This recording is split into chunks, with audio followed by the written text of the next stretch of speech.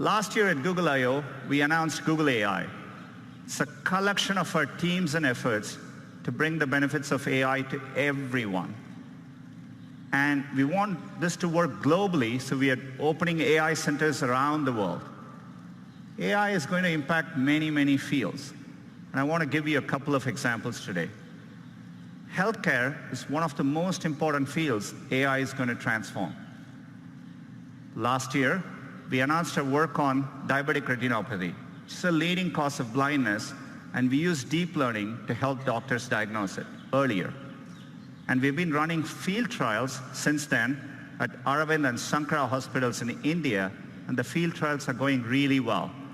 We are bringing expert diagnosis to places where trained doctors are scarce. It turned out, using the same retinal scans, there were things which humans quite didn't know to look for, but our AI systems offered more insights. Your same eye scan turns out holds information with which we can predict the 5-year risk of you having an adverse cardiovascular event, heart attack or strokes. So to me, the interesting thing is that, more than what doctors could find in these eye scans, the machine learning systems offered newer insights. This could be the basis for a new non-invasive way to detect cardiovascular risk. And we just published the research, and we are going to be working to bring this to field trials with our partners. Another area where AI can help is to actually help doctors predict medical events. Turns out doctors have a lot of difficult decisions to make, and for them, getting advance notice, say 24 to 48 hours before a patient is likely to get very sick, has a tremendous difference in the outcome. And so we have put our machine learning systems to work. We've been working with our partners using de-identified medical records. And it turns out if you go and analyze over 100,000 data points per patient, more than any single doctor could analyze, we can actually... Every day, billions of people come here with questions about all kinds of things. Sometimes we even get questions about Google search itself, like how this whole thing actually works. And while this is a subject entire books have been written about, there's a good chance you're in the market for something a little more concise. So let's say it's getting close to dinner and you want a recipe for lasagna. You've probably seen this before, but let's go a little deeper. Since the beginning, back when the homepage looked like this, Google has been continuously mapping the web, hundreds of billions of pages, to create something called an index. Think of it as the giant library we look through whenever you do a search for lasagna or anything else. Now, the word lasagna shows up a lot on the web. Pages about the history of lasagna, articles by scientists whose last name happened to be lasagna, stuff other people might be looking for. But if you're hungry, randomly clicking through millions of links is no fun. This is where Google's ranking algorithms come into play.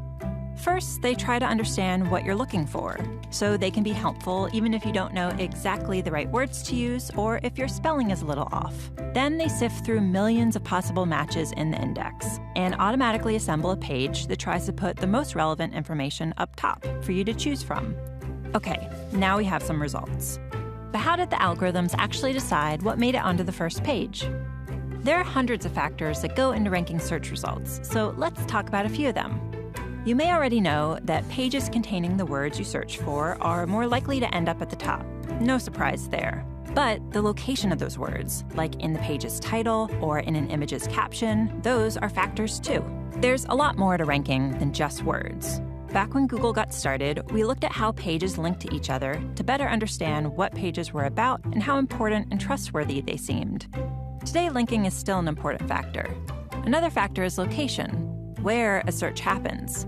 Because if you happen to be in Ormea, Italy, you might be looking for information about their annual lasagna festival. But if you're in Omaha, Nebraska, you probably aren't.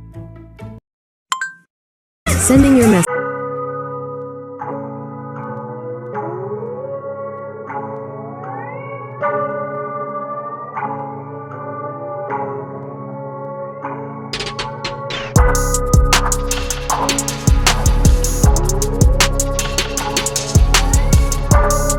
create a reminder for Gabrielle's virtual baby shower at 2.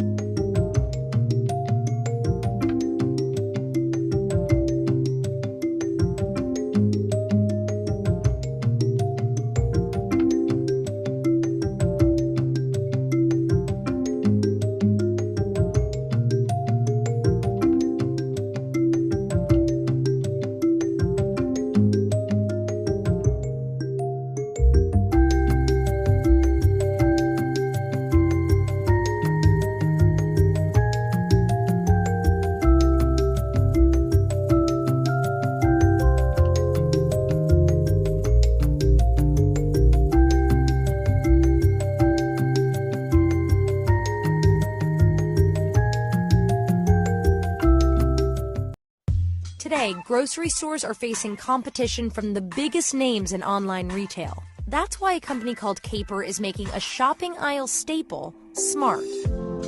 We thought we'd take a conventional tool that everybody knows how to use and pack it full of technology and sensors. Basically, the ultimate vision and what we're building towards is that a customer would walk into the store, they grab something off the shelf, and when they throw it in the cart, all the sensors and the technology in the cart will immediately identify what that item is. That kind of grab-and-go technology is already in place at Amazon Go stores. There, a complex system of cameras, sensors, and AI track every product a customer interacts with. There's a lot of different tech solutions that will take somebody away from a brick-and-mortar location. So what we're building is a technology that makes the experience and the convenience that you see online back offline. For now, Caper's carts are still in the pilot stage.